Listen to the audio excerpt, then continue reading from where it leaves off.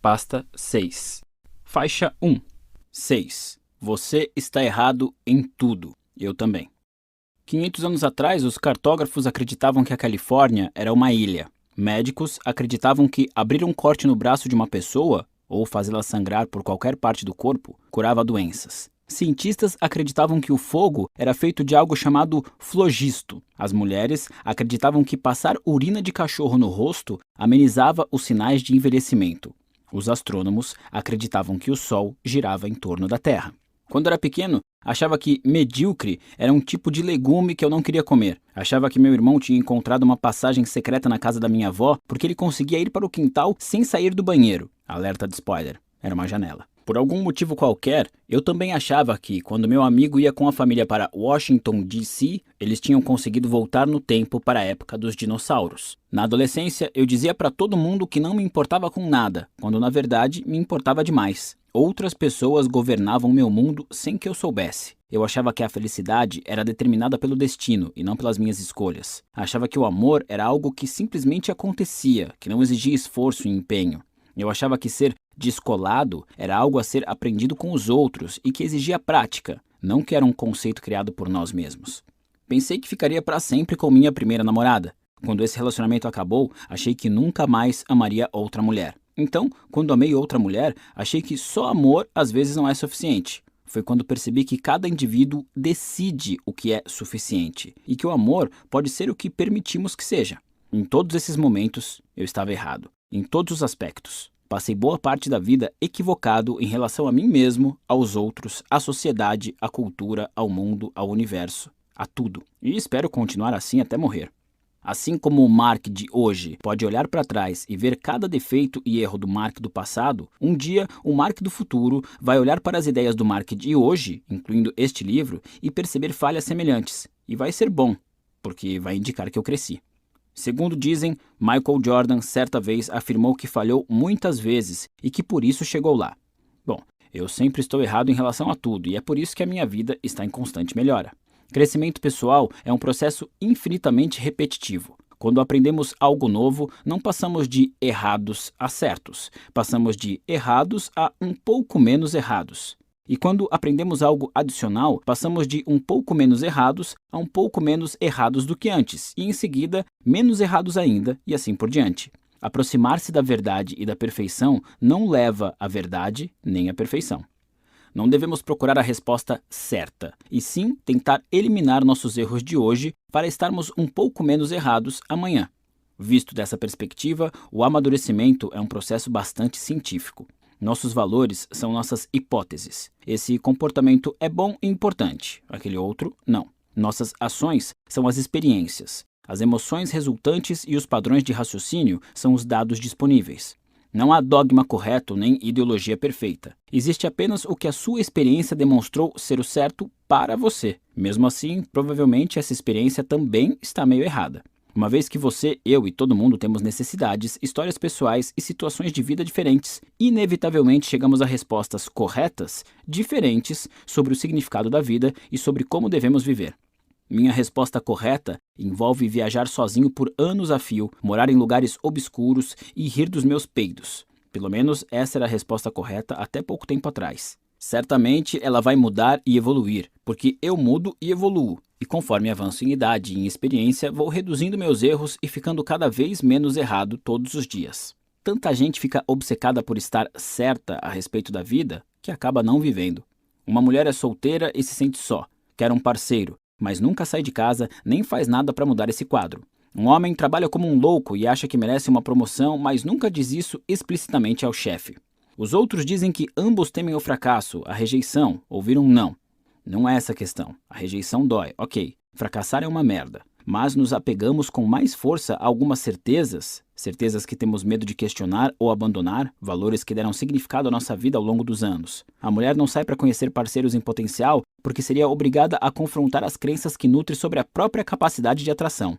O homem não pede uma promoção porque teria que confrontar as crenças que nutre sobre as próprias habilidades. É mais fácil perpetuar a certeza dolorosa de que ninguém acha você atraente ou de que ninguém reconhece seus talentos do que pôr isso à prova e descobrir se condiz com a realidade. Crenças desse tipo, não sou bonita, então por que me dar ao trabalho? Ou meu chefe é um babaca, então por que me dar ao trabalho? São feitas para nos proporcionar conforto imediato, hipotecando uma felicidade e um sucesso maiores para o futuro. São péssimas estratégias a longo prazo, mas mesmo assim nos apegamos a elas por presumirmos que sejam corretas, por presumirmos já saber o que virá. Em outras palavras, presumimos saber o fim da história. A certeza é a inimiga do crescimento. Nada é certo até acontecer, e mesmo assim não deixa de ser questionável. Daí a necessidade de aceitar as imperfeições inevitáveis dos nossos valores, pois sem isso não conseguimos crescimento algum. Em vez de lutar por uma vida cheia de certezas, devemos sempre buscar a dúvida, seja em relação às nossas crenças, a nossos sentimentos ou em relação ao que o futuro nos reserva, se não metermos a cara e fizermos acontecer. Em vez de tentarmos estar certos o tempo todo, que tal enxergar o oposto? Que tal aceitar que estamos errados o tempo todo? Porque estamos mesmo. Essa compreensão nos abre possibilidades de mudanças. Equívocos trazem oportunidades de crescimento. Ou seja, não vamos mais abrir um corte no braço para curar um resfriado, nem espirrar urina de cachorro no rosto para nos sentirmos mais jovens. Assim, saberemos que medíocre não é um legume e não teremos medo de nos importarmos com o que consideramos valioso. Porque eis algo estranho, mas verdadeiro. Não sabemos a diferença entre uma experiência positiva e uma negativa. Alguns dos momentos mais difíceis e estressantes da nossa vida acabam sendo também os que mais nos motivam e auxiliam em nossa formação. Algumas das melhores e mais gratificantes experiências são também as que mais nos distraem e desmotivam. Não confie na sua concepção de experiências positivas ou negativas. Só sabemos o que dói e o que não dói no momento, e isso não vale muito. Assim como ficamos horrorizados ao imaginar como as pessoas viviam 500 anos atrás, imagino que daqui a 500 anos muitos rirão de nós e das certezas que temos hoje. Vão rir por deixarmos o dinheiro e o emprego definirem nossa vida. Vão rir do nosso medo de demonstrar apreço pelas pessoas que mais importam enquanto endeusamos figuras públicas que nada merecem. Vão rir dos nossos rituais e superstições, das nossas preocupações e nossas guerras. Ficarão perplexas com nossa crueldade. Estudarão nossa arte e debaterão nossa história. Entenderão verdades sobre nós que ainda não enxergamos. Essas pessoas do futuro também estarão erradas, mas só um pouco menos do que estamos hoje. Faixa 2. Arquitetos de nossas próprias crenças. Faça a seguinte experiência. Pegue uma pessoa qualquer e a coloque numa sala com alguns botões para apertar. Diga que se ela fizer algo específico, alguma ação que ela precisará descobrir, uma luz vai se acender indicando que ela ganhou um ponto. O objetivo é somar o máximo de pontos possível em meia hora. Quando um grupo de psicólogos fez esse teste, aconteceu o que se esperava. As pessoas se sentavam e começavam a apertar os botões ao acaso até a luz se acender, indicando que tinham ganhado um ponto. É claro que depois disso, elas tentavam repetir aquela ação, só que a luz não acendia mais. Então, começam a tentar combinações. Apertar esse botão 3 vezes, depois aquele botão uma vez, depois esperar 5 segundos e... tcharam! Mais um ponto. Até que em seguida isso também deixa de funcionar. Talvez não tenha nada a ver com botões, elas pensam. Talvez tenha a ver com a minha posição na cadeira. Ou o que estou tocando. Talvez tenha a ver com meus pés. Plim! Mais um ponto. Sim, talvez sejam os pés. E depois apertar outro botão. Plim! Geralmente, cada pessoa leva de 10 a 15 minutos para descobrir a sequência específica de ações para obter mais pontos. Costuma ser algo estranho, como ficar num pé só ou apertar uma longa sequência de botões por um tempo específico com o corpo voltado para determinada direção. Sabe o que é mais engraçado? É tudo aleatório. Não existe sequência, não existe relação com o que a pessoa faz. É só uma luz que se acende e um apito. E as pessoas ficam ali na sala dando piruetas e achando que aquilo está valendo alguma coisa. Deixando de lado o sadismo da situação, o propósito do experimento é mostrar como a mente humana é rápida em criar e acreditar em um monte de bobagens irreais. E ao que parece, também somos muito bons nisso. Cada participante do experimento saía da sala convencido de que havia entendido a lógica por trás daquilo e ganhado o jogo. Todos acreditavam ter descoberto a sequência perfeita de botões. Só que os métodos criados eram tão únicos quanto os indivíduos colocados à prova. Um homem inventou uma sequência enorme de acionamento dos botões que só fazia sentido para ele. Uma jovem se convenceu de que uma das ações necessárias era bater no teto determinado número de vezes. Saiu da sala esgotada de tanto pular. Nosso cérebro é uma máquina de gerar significado. O que entendemos por significado são associações mentais entre dois ou mais eventos. Se apertamos um botão e vemos uma luz se acender, concluímos que o botão foi a causa e a luz a consequência. Em essência, significado é isso. botão luz, luz botão. Vemos uma cadeira, notamos que é cinza. Nosso cérebro estabelece uma associação entre a cor cinza e o objeto cadeira e elabora um significado. A cadeira é cinza. Nossa mente está sempre em atividade, gerando mais e mais associações para nos ajudar a entender e controlar o ambiente que nos cerca. Tudo o que vivemos, seja interna ou externamente, gera novas associações e conexões mentais. Tudo, desde as palavras nesta página, passando pelos conceitos gramaticais que você usa para entender as frases, até as divagações em que a sua mente se perde quando meu texto fica chato ou repetitivo, cada um desses pensamentos, impulsos e percepções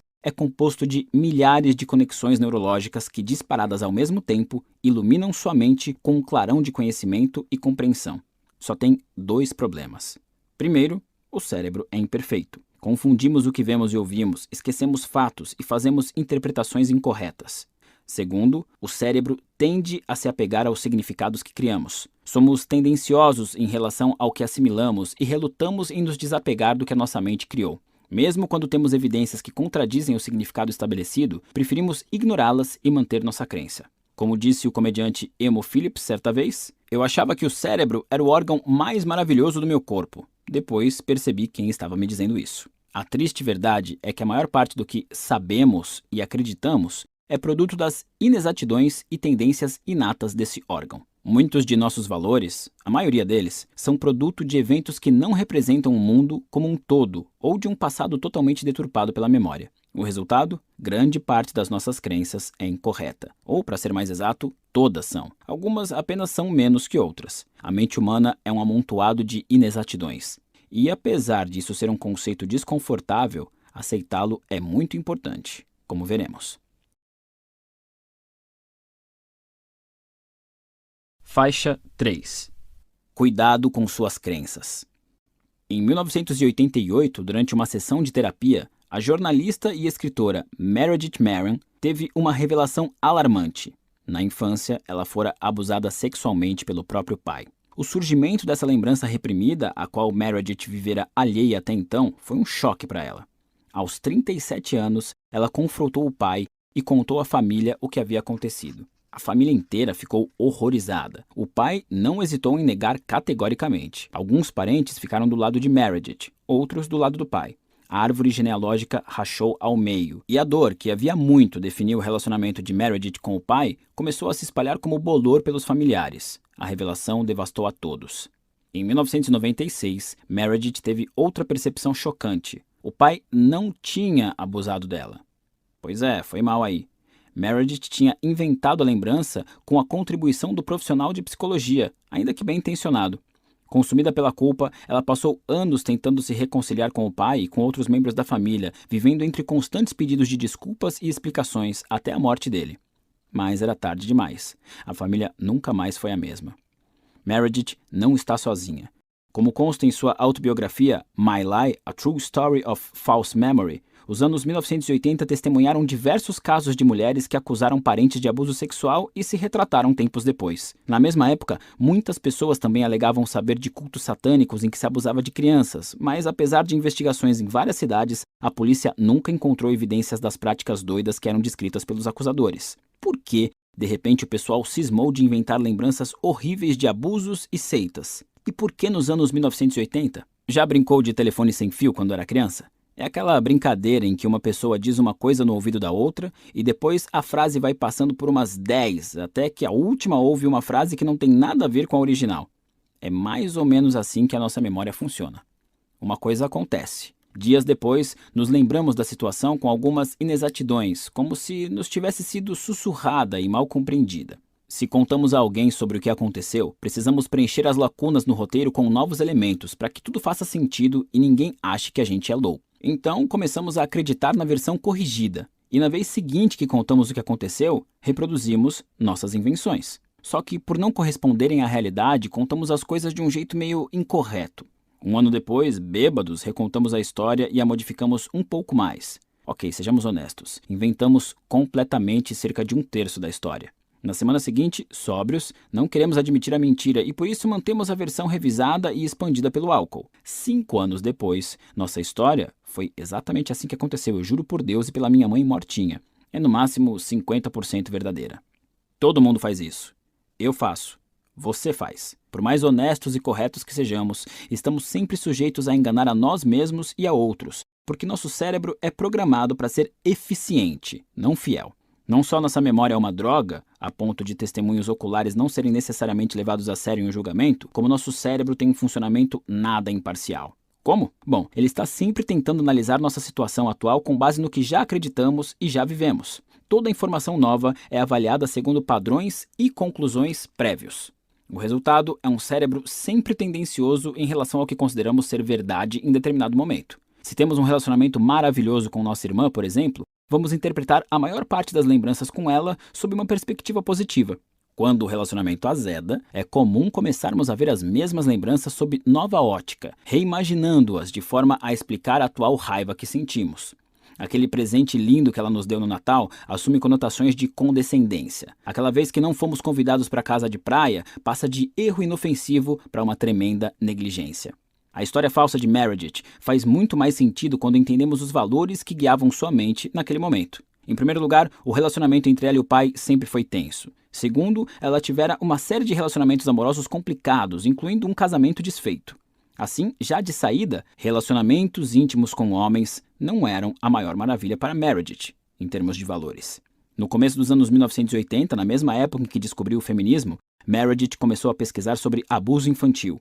Todo dia era confrontada com histórias e mais histórias terríveis de abuso e por anos trabalhou no apoio a vítimas de incesto, geralmente meninas pequenas. Também escreveu muito sobre vários estudos que foram publicados na época. Estudos que, como se descobriu mais tarde, superestimavam em muito a incidência de molestamento infantil. O mais famoso deles afirmava que 1/3 das mulheres adultas tinha sido molestada na infância, número desmentido posteriormente.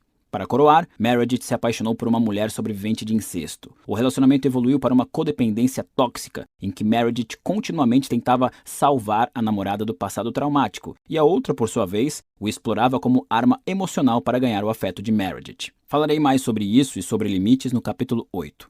Enquanto isso, o relacionamento de Meredith com o pai piorava.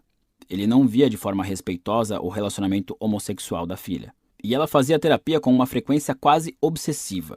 Os psicólogos, cuja atuação talvez fosse um tanto influenciada pelos próprios valores e crenças, insistiam na ideia de que não podia ser apenas o trabalho estressante e os relacionamentos não saudáveis que deixavam Meredith tão infeliz. Só podia ser algo mais profundo. Nessa época, uma nova forma de tratamento chamada terapia de memórias reprimidas estava se popularizando. A abordagem consistia em colocar o paciente num estado de transe, durante o qual era encorajado a desencavar e reviver lembranças esquecidas da infância. Geralmente eram lembranças boas, mas a ideia era acessar também, ao menos, alguns traumas. Então, ali estava a pobre Meredith, infeliz, lidando com o incesto e abuso infantil todo santo dia, sentindo raiva do pai, tendo tolerado uma vida inteira de relacionamentos fracassados com homens, e a única pessoa que parecia entendê-la e amá-la era outra mulher que realmente sofrera tal trauma. Isso sem contar as lágrimas diárias que derramava no divã de uma pessoa que exigia o tempo todo que ela se lembrasse de algo novo que não lhe vinha de jeito nenhum. Então, voilá! Eis a receita perfeita para a lembrança de um abuso sexual que nunca aconteceu. Quando nossa mente processa as experiências, a prioridade é interpretá-las de forma que sejam coerentes com acontecimentos anteriores, assim como sentimentos e crenças já conhecidos. Mas, com frequência, passamos por situações sem correlação entre passado e presente. Em tais ocasiões, o que se passa no momento se perde diante de tudo que tomamos como verdadeiro e razoável a respeito do passado. Em nome da coerência, nossa mente pode inventar lembranças. Ao relacionar as experiências presentes com aquele passado relembrado, conseguimos manter o significado que já estabelecemos. Como já notamos antes, a história de Meredith não é única, muito pelo contrário. Nos anos 1980 e começo dos anos 1990, centenas de pessoas inocentes foram acusadas injustamente de violência sexual sob circunstâncias parecidas. Muitas foram presas por isso. Para aqueles insatisfeitos com a vida, essas explicações sugestivas, combinadas com a mídia sensacionalista, havia uma epidemia real de abusos sexuais e violência ritualística se desenrolando e qualquer pessoa podia ser vítima, davam ao inconsciente um incentivo para exagerar ligeiramente as lembranças. Esse mecanismo fundamentaria o sofrimento do indivíduo, colocando-o no papel de vítima e isentando-o da responsabilidade. A terapia de memórias reprimidas agia como um meio de extrair esses desejos inconscientes e moldá-los na forma de lembranças aparentemente tangíveis. Esse processo e o estado de espírito resultante se tornou tão comum que ganhou o nome síndrome da falsa memória, e gerou mudanças nos tribunais. Milhares de terapeutas que utilizavam esse método foram processados e perderam a licença de trabalho. A terapia da memória reprimida foi substituída por métodos mais comprovados. Pesquisas recentes só reforçam a dolorosa lição daquela época. Nossas crenças são maleáveis e nossa memória é bem pouco confiável. Clichês desagradáveis como confiar em si mesmo e seguir seu coração estão por toda parte. Talvez o melhor seja confiar menos em si mesmo. Afinal, se nosso coração e nossa mente são tão falhos, precisamos questionar ainda mais nossas intenções e motivações. Se está todo mundo errado o tempo todo, não seriam o ceticismo e a rigorosa objeção a nossas crenças e suposições o único caminho lógico para o amadurecimento? Sei que a ideia pode parecer assustadora e autodestrutiva, mas na verdade é o contrário. Não só é mais segura, como é libertadora. Faixa 4. Os perigos da certeza absoluta. Erin está sentada diante de mim à mesa do restaurante japonês e tenta explicar por que não acredita na morte. Já estamos aqui há quase 3 horas. Ela comeu exatamente 4 rolinhos de pepino e bebeu sozinha uma garrafa inteira de saquê. Já está na metade da segunda, na verdade. São 4 horas da tarde de uma terça-feira. Eu não a convidei. Ela me caçou pela internet e pegou um avião para vir me encontrar. De novo. Não é a primeira vez. Erin está convencida de que pode evitar a morte, mas também de que precisa da minha ajuda para isso. Só que não estamos falando de ajuda profissional. Se ela precisasse apenas do aconselhamento de relações públicas ou algo assim, tudo bem. Não, é mais do que isso. Erin precisa de mim como namorado. Por quê? Depois de 3 horas de perguntas e uma garrafa e meia de saquê, ainda não sei dizer. Aliás, minha noiva está aqui com a gente no restaurante. Erin achou importante que ela fosse incluída na discussão, pois queria dizer que está disposta a me dividir e que minha namorada, agora esposa, não precisava se sentir ameaçada. Conheci Erin num seminário de autoajuda em 2008. Ela parecia legal, meio mística, meio New Age. Havia cursado Direito numa faculdade da Ivy League e era inegavelmente inteligente.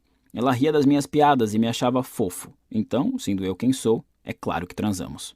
Um mês depois, ela me convidou para atravessar o país e morarmos juntos. Isso me assustou um pouco. Tentei terminar, mas ela reagiu ameaçando se matar se eu me recusasse a ficar com ela. Ok, dessa vez eu me assustei muito. Imediatamente a bloqueei no e-mail e em todos os meus meios de comunicação. Consegui contê-la por um tempo, mas não consegui detê-la.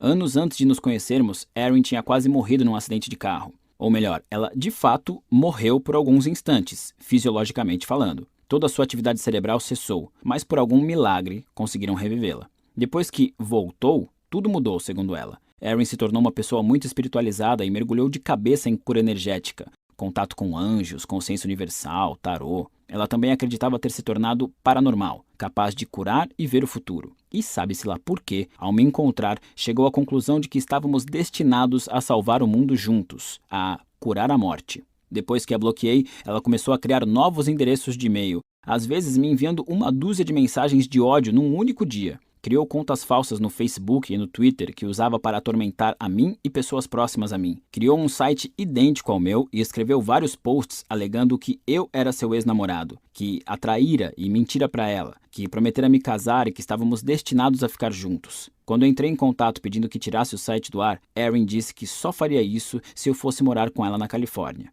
Essa era a sua ideia de acordo. Ao longo disso tudo, sua justificativa era a mesma.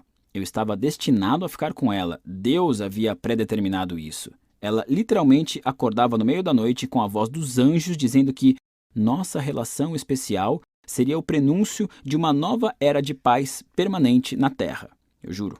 No dia em que estávamos nesse restaurante japonês, já tínhamos trocado milhares de e-mails. Se eu respondia ou não, se o fazia em tom respeitoso ou com raiva, não fazia diferença.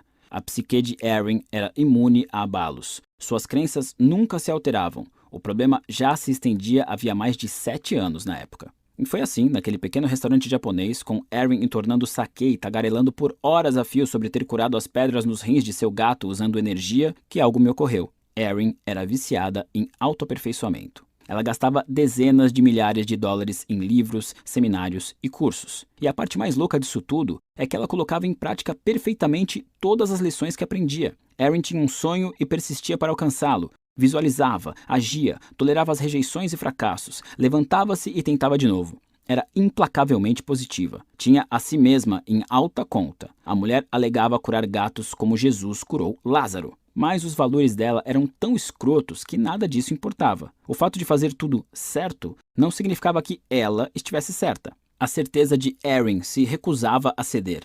Ela até já me dissera isso com todas as letras, que sabia que sua fixação era completamente irracional e insalubre, e que trazia infelicidade para nós dois. Só que, por alguma razão, aquilo lhe parecia tão certo que ela não conseguia esquecer nem parar. Em meados da década de 1990, o psicólogo Roy Baumeister começou a pesquisar a maldade como conceito, analisando pessoas que cometiam atos ruins e por que os faziam. Na época, supunha-se que as pessoas faziam maldades porque se sentiam mal consigo mesmas, ou seja, tinham baixa autoestima. Uma das primeiras descobertas surpreendentes de Baumeister foi que muitas vezes isso não se aplicava. Em geral, era o contrário.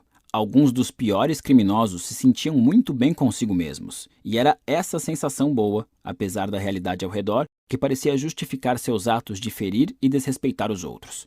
Para que indivíduos justifiquem os próprios atos terríveis, é preciso que tenham certeza inabalável de sua retidão, suas crenças e seu merecimento. Racistas fazem o que fazem porque têm certeza de sua superioridade genética. Fanáticos religiosos dinamitam o próprio corpo e assassinam centenas porque têm certeza de seu lugar no céu como mártires. Homens estupram e agridem mulheres porque têm certeza de seu direito sobre o corpo delas.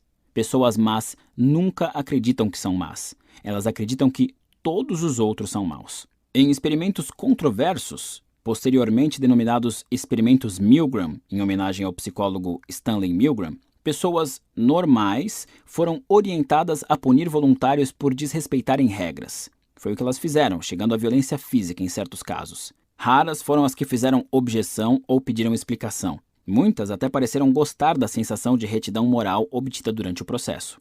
O problema é que não apenas a certeza é inatingível, como a busca pela certeza geralmente amplia e intensifica a insegurança. Muita gente tem confiança plena em seu desempenho profissional e no salário que deveria ganhar, mas essa certeza faz as pessoas se sentirem pior, não melhor. Elas veem outros sendo promovidos e se sentem menosprezadas, julgam-se desvalorizadas e não reconhecidas.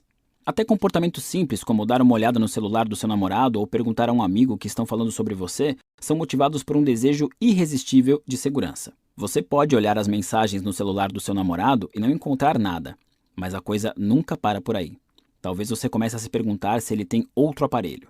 Para justificar ter perdido uma promoção no trabalho, você pode concluir que foi passado para trás. A questão é que isso o faz desconfiar dos seus colegas e duvidar de tudo que lhe dizem e do que sentem por você, o que torna sua promoção menos provável. Você pode buscar aquela pessoa especial com quem é destinado a ficar, mas a cada rejeição e noite solitária você questiona mais o que está fazendo de errado. E é nesses momentos de insegurança, de profundo desespero, que nos tornamos suscetíveis a uma arrogância insidiosa. Acreditar que merecemos trapacear um pouco para conseguir o que queremos, que as outras pessoas merecem ser punidas, que merecemos nos apossar do que desejamos, às vezes usando a violência. Volta ao conceito da lei invertida. Quanto mais tentarmos estar certos em relação a alguma coisa, mais incertos e inseguros nos sentimos. Mas o oposto também é verdadeiro. Quanto mais aceitarmos a incerteza e a ignorância, mais confortáveis nos sentimos em não saber. A incerteza neutraliza os julgamentos que fazemos dos outros. Previne os estereótipos e os preconceitos que surgem quando vemos alguém na TV, no trabalho ou na rua. Ela também nos livra do autojulgamento, porque não sabemos se somos agradáveis aos olhos alheios, se somos atraentes e temos potencial para o sucesso. A única maneira de alcançar esses objetivos é permanecer em dúvida quanto a eles e estar aberto para descobrir a verdade através da experiência. A incerteza é a raiz de todo progresso e de todo crescimento. Como diz um velho ditado, um homem que acha que sabe tudo não aprende nada novo. É impossível aprender algo senão a partir da ignorância. Desse modo, quanto mais admitirmos não saber, mais criamos a oportunidade de aprender. Nossos valores são imperfeitos e incompletos. Presumir o oposto é o mesmo que vestir uma mentalidade perigosamente dogmática, caindo num comportamento arrogante e irresponsável. A única maneira de resolver nossos problemas é admitir que nossas ações e crenças sempre estiveram erradas e nunca funcionam. A abertura para estar errado precisa existir se você quiser alguma mudança ou crescimento real. Antes de analisarmos nossos valores e prioridades a fim de torná-los melhores e mais saudáveis, precisamos duvidar dos nossos valores atuais. Devemos racionalmente colocá-los em perspectiva, enxergar as falhas e os preconceitos, conferir se não se ajustam aos valores do resto do mundo, encarar nossa ignorância de frente e admitir a derrota. A ignorância é maior do que todos nós. Faixa 5. A lei da evasão de Manson. É provável que você já tenha ouvido falar da lei de Parkinson. O trabalho se expande de modo a preencher o tempo disponível para sua conclusão. Sem dúvida, também já ouviu a lei de Murphy. Tudo que pode dar errado, vai dar errado. Bem, da próxima vez que estiver numa festa chique e quiser impressionar, experimente citar a lei de evasão de Manson. Quanto mais alguma coisa ameaça sua identidade, mais você a evitará. Ou seja, quanto mais alguma coisa ameaça mudar a visão que você tem de si mesmo, sua autoavaliação de sucesso ou fracasso, sua autoavaliação em relação aos próprios valores, mais você evitará fazê-la. Há certo conforto em saber como a gente se encaixa no mundo. Qualquer coisa que abale esse conforto é assustadora, mesmo que tenha o potencial de melhorar a sua vida. A lei de Manson se aplica a mudanças boas e mudanças ruins. Ganhar milhões na loteria pode ameaçar sua identidade tanto quanto cair na miséria. Virar um astro da música pode ameaçar sua identidade tanto quanto ficar desempregado. É por isso que tanta gente teme o sucesso, exatamente pelo mesmo motivo que teme o fracasso, porque ameaça a pessoa que pensa ser. Você adia o sonhado projeto de aprender a tocar guitarra porque não quer questionar sua identidade como corretor de imóveis. Você evita conversar com seu marido sobre ser mais ousada na cama porque essa conversa desafiaria sua identidade de mulher de família.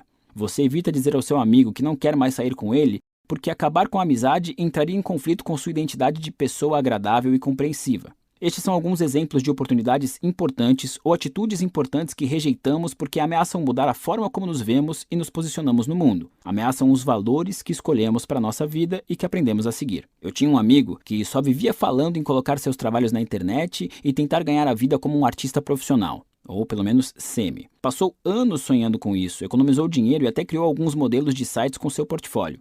A ideia nunca ia em frente. Havia sempre algum impedimento. A resolução do trabalho não era boa o bastante, ele tinha acabado de pintar algo melhor ou ainda não tinha tempo para se dedicar o suficiente. Anos se passaram e ele nunca desistiu do seu emprego de verdade. Por quê? Porque apesar de sonhar em ganhar a vida com arte, a possibilidade real de se tornar um artista de que ninguém gosta era muito mais assustadora que continuar sendo um artista que ninguém conhece. Pelo menos ele estava confortável e acostumado com o título de artista que ninguém conhece.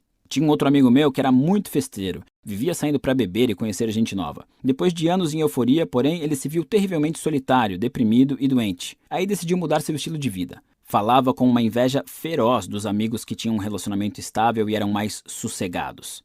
Mas esse cara nunca mudou de comportamento. Manteve o ritmo por mais anos e anos, insistindo em noites vazias e garrafas após garrafas. Sempre com alguma desculpa, sempre com alguma razão para não diminuir o ritmo. Abrir mão do seu estilo de vida ameaçava demais sua identidade. Ele só sabia ser o fanfarrão. Desistir daquilo seria cometer um harakiri psicológico. Todos temos valores pessoais. Protegemos esses valores. Tentamos viver de acordo com eles, justificá-los e mantê-los. Mesmo sem perceber, é assim que o cérebro funciona. Como observado antes, somos injustamente tendenciosos com relação ao que já sabemos, as nossas certezas. Se eu acreditar que sou um cara legal, evitarei situações que possam vir a contradizer essa crença. Se acreditar que sou um ótimo cozinheiro, sempre buscarei oportunidade para provar isso a mim mesmo. A crença é sempre a prioridade. Até mudarmos a forma como enxergamos a nós mesmos, o que acreditamos ser e não somos, não temos como superar a evasão e a ansiedade. Não temos como mudar. Nesse sentido, conhecer a si mesmo ou se encontrar pode ser perigoso. Pode prender você a um papel rígido e colocar expectativas desnecessárias nas suas costas. Pode fechá-lo para o seu potencial interno e para oportunidades externas. Quer saber? Não se encontre. Nunca conheça quem você é. Porque é isso que faz você se empenhar e viver em estado de constante descoberta. Essa postura vai forçá-lo a ser humilde nos julgamentos e na aceitação das diferenças. Faixa 6. Se mate. Segundo o budismo, a ideia do eu não passa de uma construção mental arbitrária e por isso é preciso abandoná-la, porque ela sequer existe. Segundo essa filosofia, a medida arbitrária pela qual nos definimos é na verdade algo que nos aprisiona e, portanto, é melhor abrir mão dela. Em certo sentido, daria para dizer que o budismo nos encoraja a ligar o foda-se. Essa visão nos dá uma sensação de insegurança, mas traz algumas vantagens em termos psicológicos. Quando abrimos mão das histórias que contamos sobre nós mesmos para nós mesmos, nos libertamos para agir e fracassar e crescer. Quando alguém admite para si mesmo, acho que não tenho talento para relacionamentos, fica livre para agir e terminar um casamento infeliz. Essa pessoa não estará protegendo a sua identidade ao manter uma união insatisfatória só para provar algo a si mesma. Quando um estudante admite para si mesmo, sabe, talvez eu não seja rebelde, talvez eu esteja só com medo, subitamente se vê livre para voltar a ser ambicioso. Não há motivo para se sentir ameaçado por um possível fracasso na busca de seus sonhos acadêmicos. Quando o corretor de imóveis admite para si mesmo, sabe, talvez não haja nada de único ou especial nos meus sonhos ou no meu emprego, ele se liberta para se matricular numa aula de música e ver no que dá. Eu tenho uma notícia boa e uma ruim para você. Seus problemas são bem pouco originais e especiais. É por isso que abrir mão das coisas é tão libertador. Há uma espécie de egoísmo que acompanha o medo e ele é baseado numa certeza irracional. Quando você presume que seu avião vai cair, que a ideia do seu projeto é idiota e que todo mundo vai rir dela, ou que você é a pessoa que todos vão escolher para zombar ou ignorar, está implicitamente dizendo a si mesmo: eu sou a exceção, eu sou diferente de todos os outros, eu sou diferente e especial. Isso é narcisismo puro e simples. Você sente que os seus problemas merecem ser tratados de forma diferente, que os seus problemas têm uma característica única que não obedece às leis do universo. Meu conselho é: não seja especial, não seja único. Redefina-se de acordo com as medidas mais comuns e abrangentes. Escolha não avaliar a si mesmo como uma estrela em ascensão ou um gênio em estado bruto. Escolha não avaliar a si mesmo como uma vítima ou um fracassado infeliz. E veja a si mesmo sob o viés de identidades mais simples: aluno, parceiro, amigo. Quanto mais limitada e rara a identidade que você escolher, mais ameaçador parecerá o ambiente ao redor. Defina-se de formas mais simples e comuns se quiser evitar isso. Em geral, isso significa desistir de ideias grandiosas para si, que é extremamente inteligente, incrivelmente talentoso, assustadoramente atraente ou que enfrentou sofrimentos inimagináveis para os réis mortais. Isso significa desistir de uma postura arrogante e da crença de que o mundo lhe deve alguma coisa. Significa abrir mão do sofrimento de euforias emocionais que o sustentam há anos. Como um viciado que desiste da seringa, você vai passar por uma síndrome de abstinência quando começar a abrir mão dessas coisas. Mas no fim, vai ser muito melhor.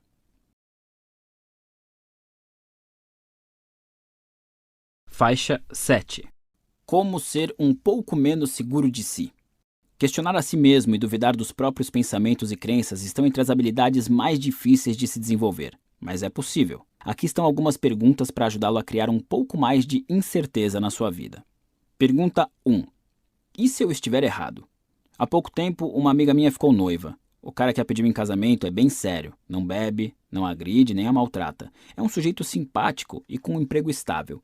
Desde o noivado, o irmão dela faz críticas o tempo todo às escolhas de vida imaturas da irmã. Avisa que ela vai se magoar com esse cara, que está cometendo um erro, que está sendo irresponsável. E sempre que minha amiga pergunta: qual é o problema? Por que o meu noivado incomoda tanto você? Ele age como se não existisse problema algum, como se não se incomodasse nem um pouco e só estivesse tentando proteger a irmã mais nova. Mas está na cara que tem, sim, alguma coisa o incomodando. Talvez sejam inseguranças a respeito da instituição do casamento, talvez uma rivalidade entre irmãos, ciúmes, quem sabe? Ou talvez ele esteja tão envolvido na própria vitimização que não consiga demonstrar felicidade pelas alegrias alheias, em vez de tentar estragar tudo. A verdade é que somos nossos piores observadores. Os últimos a perceber quando estamos irritados, enciumados ou tristes. A única maneira de descobrir isso é enfraquecer a nossa armadura de certeza, o tempo todo considerando a possibilidade de engano. Estou com ciúmes? E se for mesmo isso, por quê? Ou então, estou com raiva? Será que ela tem razão e eu estou protegendo o meu ego? Perguntas como essas precisam se tornar um hábito mental. Em muitos casos, o simples ato de reconhecer a dúvida faz brotar humildade e compaixão, resolvendo muitos dos nossos problemas. Mas é importante notar que questionar suas ideias não faz com que você esteja necessariamente errado. Se seu marido lhe dá uma surra por queimar a carne e você se pergunta se está errado em achar que ele está maltratando, bom, não, você não está errada. O objetivo do que proponho aqui é simplesmente relativizar suas conclusões e refletir, não se odiar. Vale lembrar que para qualquer mudança acontecer na sua vida, você precisa estar errado em alguma opinião. Se você passa seus dias olhando para o teto e sofrendo, já está cometendo um erro crucial. Até que você seja capaz de se questionar e se propor a descobrir o que é, nada vai mudar. Pergunta 2. O que significaria estar errado? Muitas pessoas conseguem se perguntar se estão erradas, mas poucas conseguem dar o passo seguinte, de avaliar quais seriam as consequências de estarem erradas. Isso porque o potencial significado por trás dos nossos erros, em geral, é doloroso. Não só nossos valores são questionados, como nos vemos obrigados a considerar viver com um valor diferente, até oposto. Aristóteles escreveu: a marca de uma mente instruída é ser capaz de entreter uma ideia sem aceitá-la. Conseguir avaliar valores diferentes sem necessariamente adotá-los talvez seja a principal habilidade para mudar a própria vida de forma significativa. Voltando ao irmão da minha amiga, sua pergunta para si mesmo deveria ser: e se eu estiver enganado sobre o noivo da minha irmã? Em geral, a resposta a uma pergunta como essa é bastante direta, algo como: talvez eu esteja sendo egoísta, inseguro, um babaca narcisista. Se ele estiver errado, se o noivo for um cara bacana, a única explicação para o seu comportamento envolveria inseguranças ou valores escrotos. Ele presume saber o que é melhor para a irmã, supondo que ela não tem capacidade de tomar decisões de vida importantes por conta própria. Ele presume ter o direito e a responsabilidade de tomar as decisões por ela. Ele tem certeza de que está certo e de que os outros, por consequência, estão errados. Mesmo depois de descoberto, seja no irmão da minha amiga ou em nós mesmos, esse tipo de arrogância é difícil de admitir. Doloroso. É por isso que poucas pessoas fazem as perguntas mais profundas. O problema é que essas perguntas são vitais para chegar ao âmago dos problemas que motivam o comportamento babaca dele. Ou o nosso. Pergunta 3. Se eu concluísse que estou errado, criaria um problema melhor ou pior que o atual, tanto para mim como para os outros? Este é o teste crucial para determinar se temos valores sólidos ou se somos uns escrotos neuróticos que ferram com todo mundo, inclusive nós mesmos. O objetivo é analisar qual problema é melhor, porque como bem disse o panda da desilusão, os problemas da vida são infinitos. Quais são as opções do irmão da minha amiga? A. Manter o drama e a tensão na família, complicando o que deveria ser um momento feliz e nutrindo a desconfiança e o desrespeito na relação com a irmã em função do palpite, alguns chamariam de intuição, de que o futuro esposo será ruim para ela. B. Desconfiar da própria habilidade de determinar o que é certo ou errado para a vida da irmã e, na dúvida, optar pela humildade, confiando na capacidade dela de tomar decisões ou, mesmo que não confie, aceitando suas escolhas por amor e respeito a ela. A opção A é a mais popular, por ser a mais fácil. Não exige muita reflexão, não desperta autoquestionamentos e permite tolerância zero às decisões que outras pessoas tomem à sua revelia. Também cria um nível maior de infelicidade para todos os envolvidos. Já a opção B é aquela que pode nutrir relacionamentos saudáveis e felizes, construídos com confiança e respeito. É a que nos obriga a baixar a bola e admitir nossa ignorância.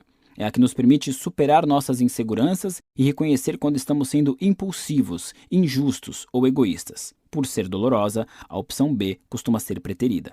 O irmão dessa minha amiga, ao protestar contra o noivo, entrou em uma batalha imaginária consigo mesmo. É lógico que ele acreditava estar tentando proteger a irmã, mas como vimos, nossas crenças são arbitrárias, ou pior ainda, muitas vezes são definidas após determinada ação, para justificar valores e parâmetros que escolhemos para nós. No caso que analisamos, a verdade é que o sujeito prefere ferrar seu relacionamento com a irmã a considerar que pode estar errado, embora a segunda opção possa ajudá-lo a superar as inseguranças que o induziram ao erro. Eu tento levar uma vida baseada em poucas regras, mas uma das quais adotei ao longo dos anos é: se for preciso escolher entre eu estar errado ou todas as outras pessoas estarem erradas, é muito mais provável que seja eu o errado. Digo isso por experiência própria. Incontáveis vezes agi de forma estúpida, levado pelas minhas inseguranças e certezas equivocadas. Não é algo bonito de se ver. Isso não quer dizer que a maioria das pessoas não esteja errada de certa forma. E também não quer dizer que não existam momentos em que você estará mais correto que a maioria. A realidade é algo simples. Se parece que é você contra o mundo,